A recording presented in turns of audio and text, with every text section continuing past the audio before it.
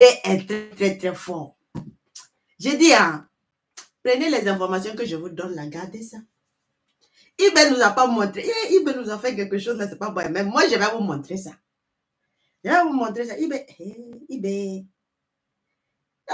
veut pas que nous, on voit le matériel là complètement. Hein? eBay veut toujours surprendre l'ennemi. Il ne montre pas le matériel. Mais moi, je vous dis ce qu'il a amené. Je vous dis, même s'il ne veut pas, je vous dis à la base, c'est ça il a amené. Même s'il ne veut pas nous montrer là, je vous dis, ah, c'est ça il a amené. Et puis si Dieu fait par erreur, s'il n'a pas bien fermé les choses, par erreur, si ça sort là, nous on va capturer et puis on va se partager. C'est ça nos familles. La famille c'est ça, hein. On fait capture et puis on se partage. Dans la famille, hein, il a fait fort des... Charles, il n'a pas voulu montrer tous les chars des... Il y a des chars là. Chars que je vous avais dit qu'à un moment donné, ça va venir là. Et puis on n'a pas eu chose, comment dire? On n'a pas eu chose. Photo pour montrer là. Ça y est là. Ça y est là même. Une minute, famille.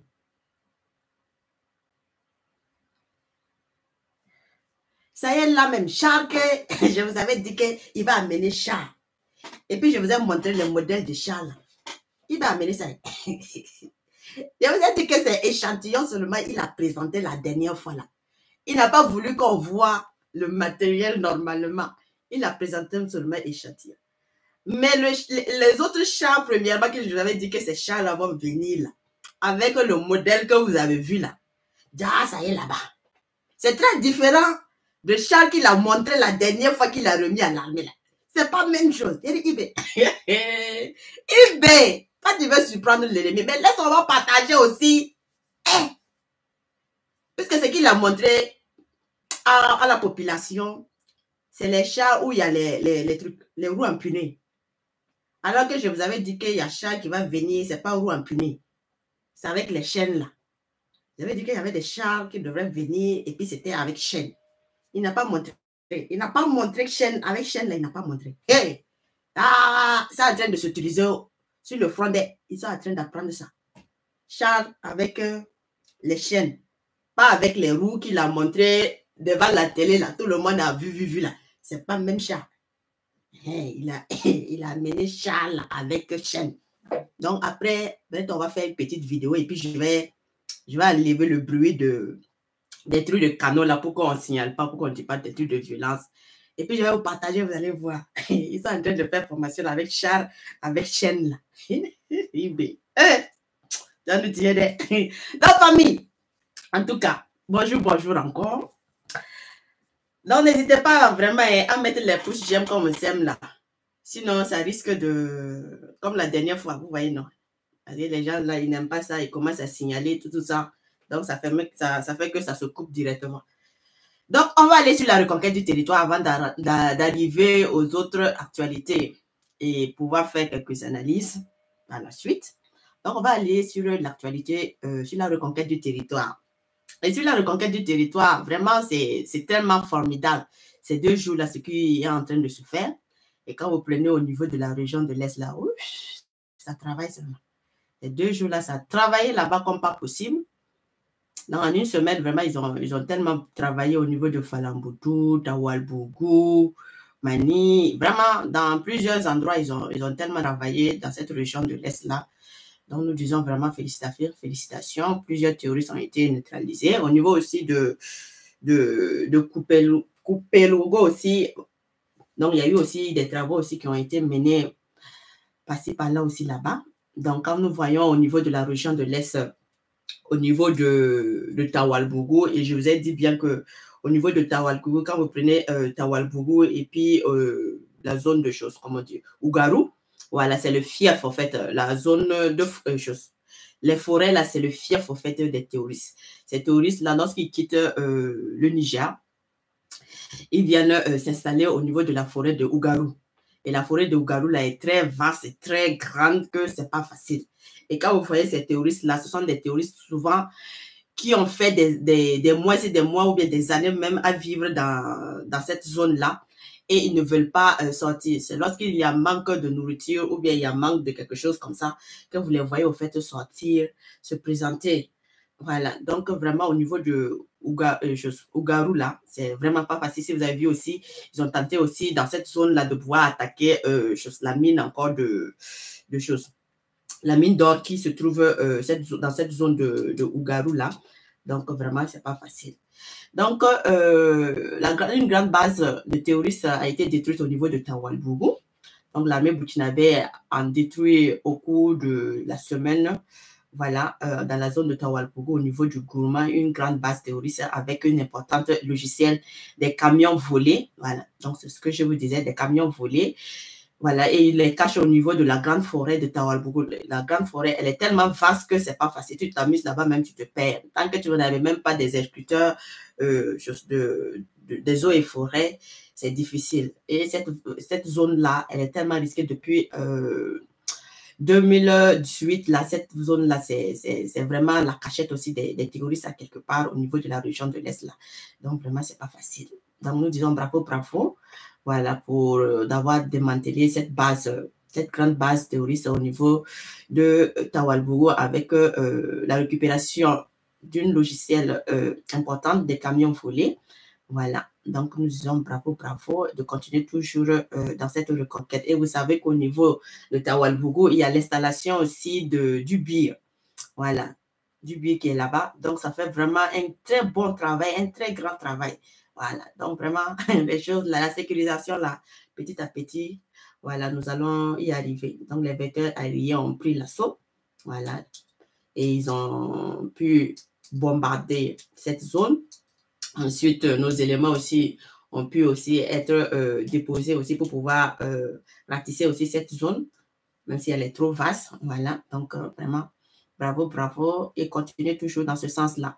En plus de cela aussi, vous avez vu aussi qu'au niveau de Niadjago, toujours dans la région de l'Est, au niveau de Pama et de Kompienga aussi, voilà, donc le grand travail aussi a été effectué là-bas, voilà, où nos vecteurs aériens ont pris aussi les dessus des choses et ont pu neutraliser aussi plusieurs terroristes et bombarder aussi des bases qui se trouvent là-bas. En fait, ce sont des grandes forêts, hein. C'est pas facile. On prend côté Nadjagou avec la grande forêt qui rallie vers le Niger et quand on prend celui de Pama qui rallie un peu vers le Bénin et le parc d'Ali, c'est pas facile du tout. Et le grand parc d'Ali, c'est tellement vaste que c'est très long en fait, donc c'est pas facile. Donc nous disons vraiment bravo, bravo à nos FDF et VDP, toujours pour la reconquête du territoire. Donc, dans cette même zone encore, au niveau de la région de l'Est encore, nous avons vu que le 3, toujours le 3 aussi, parce que c'était le 2 qu'on a eu le 1 plutôt, et la transmission a été faite le 2. Et le 2 aussi, il y a eu encore un grand nettoyage, encore toujours dans cette région de l'Est et aussi au niveau du Sahel, où on a pu encore neutraliser encore plusieurs bases terroristes encore dans la région de l'Est et au niveau du Sahel. Et aussi, on a pu récupérer aussi quelques éléments. On a pu arrêter quelques éléments, bon, d'autres qui étaient blessés. Voilà. Et dans la localité aussi de Bungu, voilà, au niveau de Bungu, c'est l'or, le côté or, qui est vers celui de Ougarou. Voilà, c'est vers Ougarou.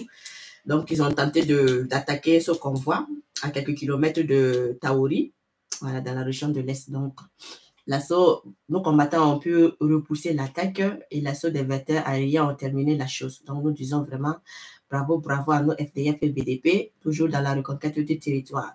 Et au niveau du Sahel, nous avons vu que dans la zone de Falamboutou aussi, un très grand travail aussi a été effectué aussi dans cette localité au niveau de Falamboutou dans le Sahel. Donc, nous disons encore bravo, bravo. Et pour finir aussi, c'est l'actualité aussi qui s'est déroulée aussi hier, voilà, avec la reconquête aussi du 5 février, avec la reconquête du 5 février, où nous avons vu aussi avoir la neutralisation de plusieurs terroristes dans la zone de Ourgaï, au niveau de la province encore de Kulpego. Donc, nous disons encore bravo, bravo au FDF et au VDP, toujours dans la reconquête du territoire. Donc, ils ont fait vraiment un très bon travail. Voilà, donc les pilotes vont atteindre Welkensifu, donc 3 km de Congo, et ils vont pouvoir vraiment faire la chasse, voilà, aux terroristes et pouvoir neutraliser plusieurs terroristes. Voilà. Et si vous voyez aussi les vidéos, les images à la suite, pas sur Facebook parce que j'évite avec Facebook parce qu'avec les problèmes que j'ai, mais sur YouTube, vous avez les images de retransmission en direct de tout ce qu'on fait. Donc, je dis merci encore. Bravo FDF au VDP. Ensemble, nous allons vraiment retrouver chez nous. Voilà. Donc, vive la reconquête du territoire et détermination. Donc, les opérations se poursuivent. Donc, si nous quittons sur la reconquête du territoire, alors nous allons aussi passer une autre information pas trop cool, où nous avons vu aussi qu'il y a eu l'incendie aussi de Sofitex, voilà, à 23h15. Donc, mais maintenant, tout est sous contrôle, voilà, où quelques bandes ont eu à prendre feu. Donc, avec l'intervention des sapeurs-pompiers, on a pu maîtriser. Donc, 4000 balles voilà, de coton seraient parties en fumée. C'est pas simple. Voilà, donc les enquêtes aussi sont ouvertes pour pouvoir savoir, au fait, qu'est-ce qui a causé ces incendies. Et c'est encore bizarre, hein, parce que quand je vois dans plusieurs endroits, au fait, dans plusieurs pays, ça se déclenche comme ça, quoi.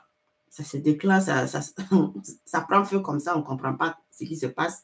Mais bon, les enquêtes sont ouvertes, voilà, pour pouvoir déterminer, au fait, de quoi est dû. Voilà, c'est là. Donc, nous disons vraiment bravo encore aux sapeurs-pompiers d'être venus le plus tôt possible pour pouvoir limiter les dégâts. En plus de cela, si nous quittons du côté de l'incendie, nous allons arriver, je ne vais pas trop tarder sur ça, c'est sur l'info. J'ai vu que lorsque j'ai partagé que le frère Fortu Yunga n'est pas au front, en fait, il a été interpellé. Voilà. J'ai pu avoir plus d'informations, donc il n'est pas au front, il a été interpellé. Même qu'il soit enroulé en tant que VDP, mais il n'est pas allé pour le front. Mais il a été interpellé pour l'histoire de Waiguya, comme vous savez, avec ce qui s'est déroulé au niveau de Waiguya. Bon, je ne vais pas trop me prononcer sur ça. Voilà. Et les trucs que j'ai pu recueillir concernant cette histoire est que, bon, chacun dit ce qu'il en pense, hein. Voilà, chacun dit ce qu'il en pense, mais bon, je dis souvent, il faut attendre que la justice fasse son travail ou que, voilà, toutes les choses puissent sortir avant de se prononcer sur quoi que ce soit. Parce qu'on dit que ils font partie des personnes, en fait, qui voulaient organiser la manifestation, en fait. Et que, après, le gouverneur de là-bas n'a pas donné l'autorisation, il a rappelé, mais le problème est que, sincèrement, je ne sais pas trop, je sais même pas, j'ai même pas envie de me prononcer sur ça, voilà, puisqu'ils avaient programmé la marche pacifique, ils ont dit qu'ils avaient programmé la marche pacifique, donc ils faisaient partie aussi des organisateurs, et après que le gouverneur avait dit que ce n'était pas possible, avait rejeté, mais les gens, bon, ont tenu à sortir. Et bon, vous avez vu ce qui est arrivé. Donc, pour moi, je ne peux pas rentrer dans ça. Je ne peux pas me prononcer sur ça. Voilà, en attendant que les choses puissent finir. Donc, s'il est innocent, s'il n'a rien à voir avec ça, ben, il va sortir libre. Maintenant, s'il fait partie aussi de ça, ben, il va aussi répondre. Moi, j'ai toujours dit aux gens, moi, vous savez, le soutien du soutien là, parce qu'il y a des gens qui veulent au fait dire que non, ils veulent trop parler, mais moi, je ne suis pas dans trop parler, en fait. Ils veulent parler pour dire que non, il a été le soutien majeur de la transition. Bon, on ne devrait pas faire ce genre de trucs, mais il faut qu'on arrête ça. Hein. Moi, j'ai toujours dit, moi-même, j'ai dit, il fallait qu'on arrête, les gars qui ont organisé ça, là, il fallait qu'on arrête. Moi, j'ai dit clair. Moi, j'ai dit, il faut qu'on arrête ces éléments-là. Parce qu'on ne peut pas se permettre d'entendre de guerre et puis se permettre d'aller faire cette tour de conneries-là. Ce n'est pas possible. Il fallait arrêter ça le plus tôt possible. Si on ne faisait pas quelque chose, ça allait répandre dans plusieurs endroits. Il y a des gens qui vont se lever aussi, commencer à faire ça. et se disant que non, au niveau de Waïouya, ben, on l'a fait, il n'y a rien eu. Donc, eux aussi, ils peuvent maintenant profiter. Certains imbéciles peuvent profiter et puis faire aussi leurs conneries. Et on sait aussi que dans cette manifestation, il y a eu le passement aussi d'une somme. Il y a des gens aussi qui ont acheté, qui ont payé des gens à l'intérieur. Donc, je dis et je répète, s'il est innocent, il s'en sortira. S'il n'est pas innocent, désolé, hein, quel qu'en soit le soutien que tu as, ben, tu ne peux pas en fait venir et se déguiser aussi. Parce que moi, j'ai dit, il y a des gens aussi qui se déguisent à quelque part. Dans le soutien, là, les gens commencent dans le soutien. Et après, bon, souvent, on voit que dans le soutien, ce n'est plus du soutien. Donc, moi, je ne me prononce pas sur ça. S'il est innocent, il va s'en sortir. Si il veut mêler et qu'il est aussi responsable, ben, il va répondre aussi de ses conséquences.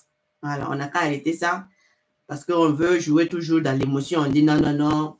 Voilà, c'était lui le patriote, celui qu'on a vu qui a soutenu la transition. Arrêtez à un moment donné, ne soyez pas aveugle ou bien hypocrite à quelque part. Voilà, ne soyez pas aveugle ou hypocrite. Donc, si quelque chose lui est reproché, ben, il va répondre. Voilà, que ce soit quelqu'un qui a soutenu la transition, ça ne te donne pas, en fait, l'autorisation d'aller au-delà de la loi aussi, au-delà de certaines choses.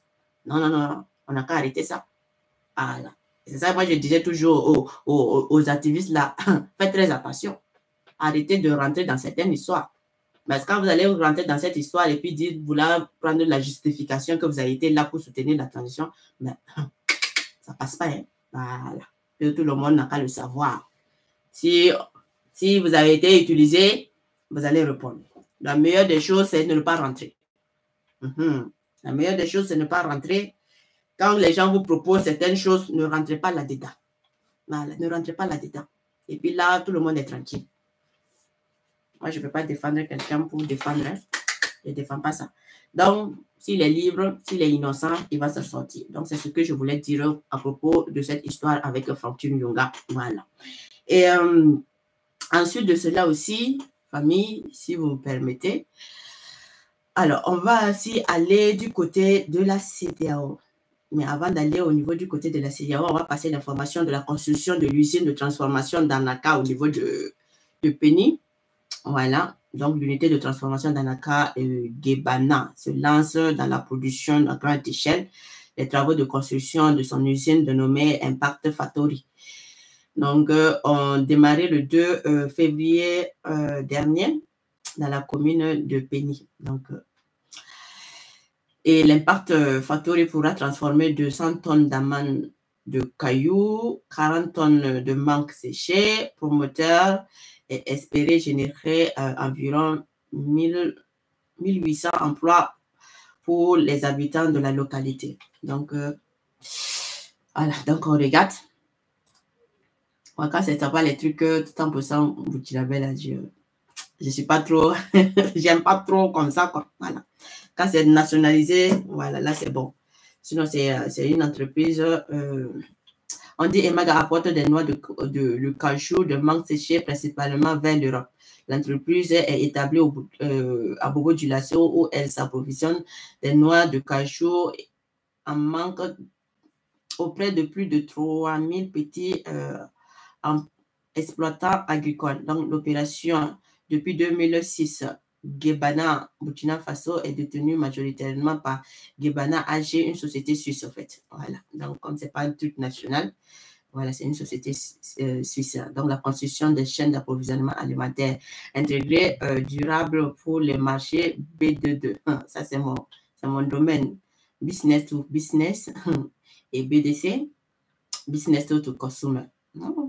Yeah, ça nous a fatigué des concepts-là. Des trucs commerciaux. Ça nous a fatigué. Ça va fatiguer dans la tête, là. Voilà, donc c'est pas facile. Donc, nous disons bravo pour l'ouverture, comme ça va aider aussi à pouvoir avoir plus d'emplois pour la jeunesse burkinabé. Donc, nous disons bravo. Bravo pour cette construction d'ici. En plus de cela aussi, famille, comme j'aime vous parler et que j'aime donner mes analyses, et certaines personnes pensent que non, je suis dans officiel, s'amuse.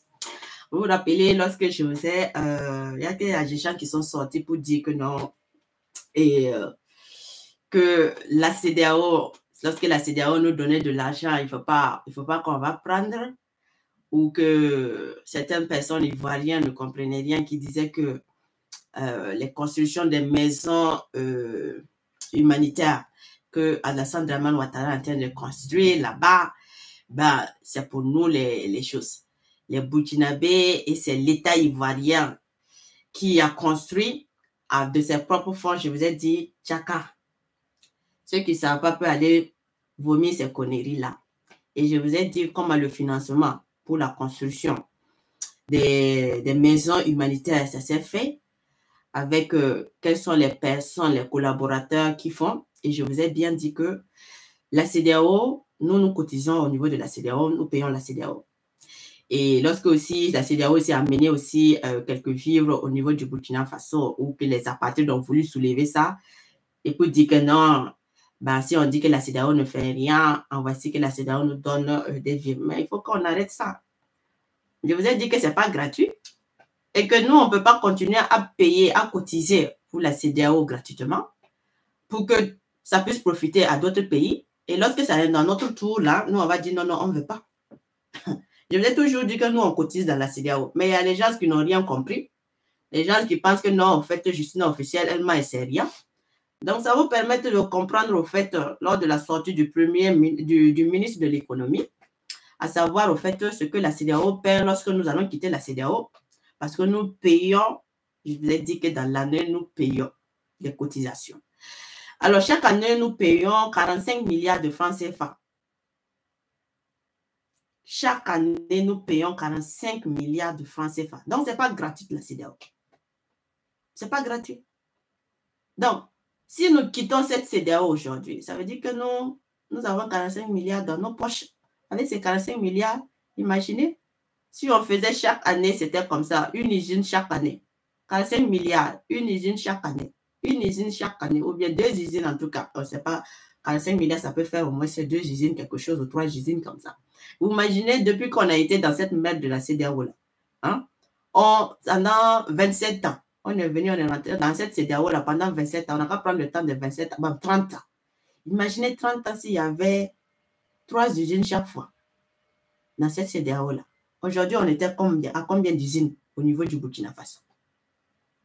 On était à des multiples usines au niveau du Burkina Faso. On était dans le sens vraiment de bien rendre propre même notre territoire sans même avoir à aller même prendre de l'aide à quelque part. Donc, en tout cas, c'est ça qui est là. Vous avez les preuves maintenant que Justine officielle ne vous ment jamais. Voilà. Quand elle vous donne certaines analyses, c'est parce qu'elle sait de quoi elle parle. Donc, la CEDEAO perdra au moins 45 milliards de francs CFA par an avec le retrait de l'AES. Du Burkina Faso dans l'AES, elle va perdre 45 milliards. Le ministre burkinabé en charge de l'économie et des finances, Nakanabo, a estimé dimanche dernier la communauté économique des États de l'Afrique de l'Ouest va perdre annuellement au moins 45 milliards de francs CFA de prélèvement communautaire avec le départ du groupe du Burkina Faso, bon, c'est les 3 en fait, du Burkina Faso, du Mali, du Niger. Donc, il perd 45 milliards en fait au niveau de l'AES. Parce que l'AES ne fait pas partie là, il va perdre les 45 milliards chaque année. Mais 45 milliards là, ça aurait pu donner chaque partie au Burkina Faso, au Mali, du Niger, bah, une usine partout, chaque année, une usine partout. Donc, alors, à qui profite la CEDEAO? Mais pas au Burkinabé en tout cas. Donc, nous, on est fiers même de quitter cette merde de la CEDEAO. Voilà, et puis vraiment nous concentrer sur nous-mêmes, avoir notre propre structure de l'AES, accompagner notre AES, vraiment réaliser tous les projets de l'AES. Vous imaginez 45 milliards, chaque année 45 milliards. On reprend les 45 milliards, on met dans l'AES. Les 45 milliards, on met dans l'AES là. Mais à chaque année, on peut faire réaliser un objectif de l'AES. Si on veut les objectifs de l'AES, là, chaque année, on peut réaliser un objectif de l'AES, ou même 2 ans, on peut réaliser quelque chose de très grand, même au niveau de l'AES. C'est ça. Donc, même si on décide même de vouloir même prendre même 100 milliards, on décide même 100 milliards, comme au niveau de l'AES, on garde notre AES pour les 3 pays, on n'a pas besoin de qui que ce soit vienne. Et on décide de mettre 100 milliards pour l'AES. Les 3 pays cotisent 100 milliards pour l'AES, pour les objectifs de l'AES. Et les objectifs de l'AES, là, chaque fois, on doit réaliser chaque année au moins 2 ou 3 ou un des objectifs de l'AIS. Mais on va finir par réaliser tous les objectifs de l'AIS sans problème. Ça ne va même pas nous prendre quoi que ce soit de temps. On ne va même pas voir au fait le temps passer et on aurait pu